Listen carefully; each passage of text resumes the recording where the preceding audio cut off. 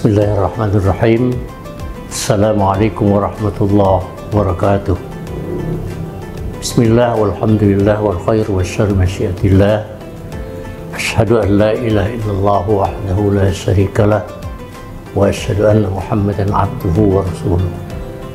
Allahumma salli wa sallim wa barik ala sayyidina Muhammad wa ala alihi wa ashabihi ajma'in. Amma ba'du. Qala Allah Ta'ala fil Qur'an Azim. A'udzu billahi minasy syaithanir rajim.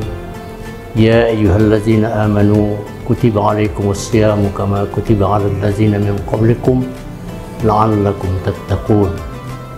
Wa qala Rasulullah sallallahu alaihi wasallam, "Man fariha bi dukhuli Ramadan harramallahu jasadahu 'anil niran." Para pemirsa yang terhormat, marilah kita senantiasa menyampaikan rasa syukur kita kepada Allah Subhanahu wa Ta'ala, karena dengan rahmat, hidayah, inayah dan taufiknya masih diberikannya kepada kita kesehatan dan kesempatan dalam menambah amal ibadah yang sudah ada. Salawat beriring salam, mari sama-sama kita persembahkan kehadirat junjungan kita Nabi besar Muhammad sallallahu alaihi wasallam. Kita berharap agar kita senantiasa menjadi umat dan pengikutnya yang baik hingga kita mengakhiri detik-detik kehidupan kita dari alam dunia ini. Saudara-saudara sekalian, hari ini kita sudah berada di awal bulan Ramadan.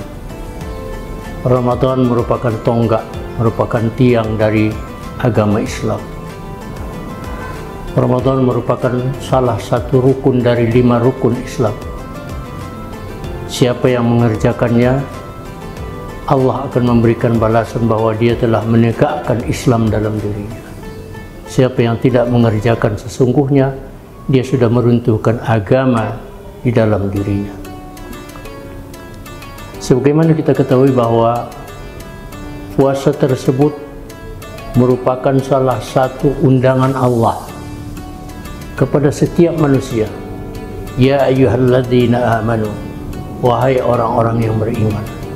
Itu ditujukan kepada manusia yang beriman, baik dia laki, baik perempuan, baik yang muda maupun yang tua, bagi dewasa maupun anak muda, semuanya, baik laki-laki dan perempuan, asal dia mengaku beriman, maka dia mendapat undangan dan panggilan dari Allah Subhanahu wa Ta'ala.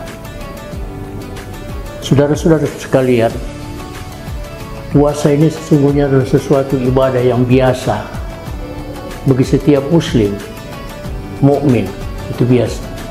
Tapi yang tidak biasa adalah bagi orang-orang yang melaksanakannya, yang merasa berat untuk melaksanakan puasa itu. Betapa banyak kita lihat orang-orang yang mengaku Islam, yang mengaku muslim, tapi belum tentu dia beriman. Kenapa demikian? Setiap datang bulan Ramadan, seakan-akan kupingnya peka, telinganya peka, mulutnya kaku, otaknya hilang, karena tidak sedikit pun terpanggil dia akan panggilan Allah itu. Tidak terpanggil dia dengan undangan Allah itu, padahal dia termasuk di dalamnya. Sehingga kita lihat betapa banyak saudara-saudara kita yang belum terpanggil keimanannya untuk melaksanakan ibadah puasa itu. Bahkan kata orang Medan, dia dengan petantang dan petentengan berjalan di pasar, berjalan di toko-toko, seenaknya merokok di tengah-tengah keramaian saudaranya yang melaksanakan panggilan iman itu. Saudaraku sekalian, tertarik dengan sebuah kisah. Pada masa lalu ada seorang presiden atau khalifah, Hajjaj bin Yusuf bin Marwan al-Muawiyah di Basrah, atau yang kita kenal dengan Irak sekarang ini. Presiden ini kesukaannya berburu hewan kemana-mana. Setiap saat, setiap waktu dia berburu. Pada satu hari Hajjaj berburu dari luar Basrah, luar Irak. Dia melakukan perjalanan panjang sehingga dia diduga tidak berpuasa karena dia musafir. Di tengah-tengah padang tandus cadas yang luas itu, dia berhenti satu daerah. dia pasang kemah, dia berkemah di situ. Dan setelah sampai zuhur, usai sholat, dia katakan kepada paswal presnya kalau sekarang, untuk mencari orang-orang yang bisa bersamanya makan siang. Karena salah satu keistimewaan dari presiden ini, Hajjaj ini, dia sangat senang kalau dia makan ditemani, apakah itu pagi, apakah itu siang, atau malam sekalipun. Pokoknya setiap dia mau makan harus ditemani oleh orang lain. Ketika dia suruh, sibuklah seluruh paswal presnya untuk mencari orang-orang yang bisa duduk bersama dengan presidennya, makan bersama. Setelah mereka cari, mereka lihat di satu bukit cadas yang panas itu, menyengat, ada seonggok manusia dia temukan satu orang duduk di bawah, tiduran di bawah bukit yang panas itu. Mereka dekati, mereka salam. Orang tua ini menjawab salamnya. Lantas mereka katakan, Bapak tua, hari ini Khalifah mengundang Anda untuk makan bersama. Marwan bin Yusuf kata orang tua, ya ayo, saya kenal dengan beliau, saya tahu dengan beliau. Maka mereka berangkat ke kemah itu. Sampai di kemah, orang tua ini juga bersalam. Kata Hajjaj bin Yusuf, hari ini kau mendapat kehormatan dari aku. Biasalah seorang presiden dengan rakyat jelata. Kau mendapat undangan dari aku untuk makan bersama dengan aku. Undangan ini adalah undangan langka, kata Hajjaj. Bapak tua ini pun menjawab, maafkan saya wahai Khalifah, saya sudah terlebih dahulu diundang oleh orang untuk makan bersama pada hari ini. Kaget Hajjaj. Hajjaj bilang, siapa orang yang lebih hebat daripada aku di Basrah ini, di Irak ini, yang bisa mengundangmu makan bersama? Kata Hajjaj, dialah Allah yang menjadikan aku dan menjadikan kita semua. Dialah yang mengundang aku pada hari ini untuk berpuasa. Karena itu, mohon maaf aku tidak bisa menghadiri undangan Tuhan. Kata Hajjaj, panas-panas begini wahai orang tua, luar biasa panasnya. Kau masih puasa? Kata orang tua ini, iya. Justru untuk menghempang panasnya pada hari kiamatlah aku puasa, latihan puasa pada hari ini. Hajjaj tertegun. Bahkan dia bertanya tidak sampai di situ, dia katakan, kalau begitu begini saja, tunda saja untuk besok. Kita makan bersama saja, tunda saja. Kata orang tua ini dengan jawaban lembut, wahai Khalifah, apakah Anda masih menjamin bahwa saya besok masih hidup? Kata Hajjaj, wahai orang tua, usahakan kau, aku pun tidak bisa kujamin bahwa aku hidup untuk besok.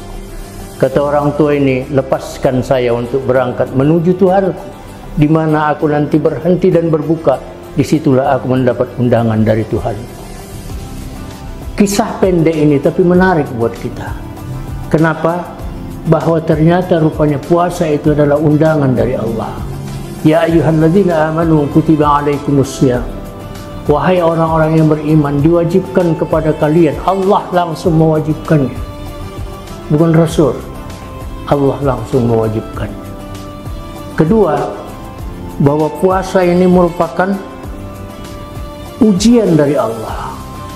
Kenapa tidak ujian? Bahwa di setiap langkah yang kita lakukan, setiap perjalanan yang kita lakukan, nanti terdapat panas yang sangat menyengat, kecapean yang luar biasa, kelelahan yang luar biasa, lapar, haus, dahaga. Tapi ada satu, karena kita merupakan ujian Allah, kita katakan sami'na wa ata'na ya Allah. Ketiga, ini merupakan pujian Allah bagi orang-orang yang sukses melaksanakan ibadah puasa dengan seperangkat aturan dan peraturannya, maka Allah akan berikan kepada mereka itu gelar la'allakum tattaqun. Untuk menjadi seorang takwa itu sangatlah sulit, bukan mudah, sulit sesulit-sulit. Kadang-kadang kita beribadah siang dan malam, belum tentu kita mendapatkan sikap balasan dari Allah dengan takwa. Tapi dengan puasa, Allah memberikan balasan kepada setiap orang-orang yang puasa ikhlas. Man shoma ramadhana imanan wa ihtisaban ghufira lahu ma taqaddama min dhanbi. Siapa saja yang puasa dan dia ihtisab, punya perhitungan, evaluasi, maka Allah akan mengampunkan dosa. Tidak hanya sekedar itu. Rasul menyebutkan, "Man fariha bidukhuli Ramadan, harramallahu jasadahu 'anil niran." Siapa saja yang gembira hatinya untuk menerima kehadiran puasa di tengah-tengah kehidupannya, Allah akan membebaskannya dari sulutan api neraka. Itulah kelebihan puasa. Itulah kelebihan dari orang-orang yang bisa menahan rasa laparnya, rasa kantuknya. Karena puasa ini banyak hal yang bisa dilakukan. Beribadah dengan tepat, berdisiplin dengan hebat, berimpak dengan luar biasa. Hampir tidak pernah tidak dilakukan oleh orang-orang yang berpuasa.